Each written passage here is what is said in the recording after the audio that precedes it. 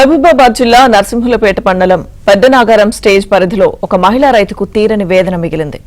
బొబ్బ మానస అనే మహిళా రైతు 2 ఎకరాల్లో 80,000 పెట్టుబడితో టమాటా సాగు చేశారు.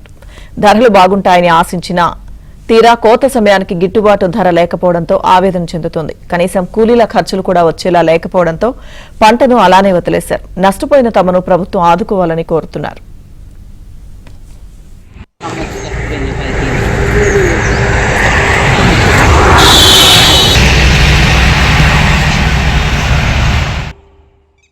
మేము 2 ఎకరాల టమాటా తోట వేసినాము. దానికి 80,000 పెట్టుబడి అయింది. మేము నారు నవంబర్లో వేసాము. దానికి అప్పుడు మేము వేసినప్పుడు కేజీ 50 రూపాయలు ఉంది. బాక్స్ 700 ఉందని మేము 2 ఎకరాల సాగు చేయడం జరిగింది. దానివల్ల ఇప్పుడు రేటు లేదు. 2 రూపాయల కేజీ ఎమ్మటే పోతుంది. బాక్స్ 50 రూపాయలు.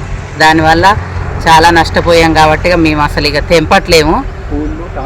50 రూపాయల బాక్స్ పోవడం వల్ల కూళ్ళు ట్రాన్స్పోర్ట్ కిరాయిలే సరిపోతున్నాయి కాబట్టి ఆ 2 ఎకరాల తోటని అట్లనే వదిలేసాము.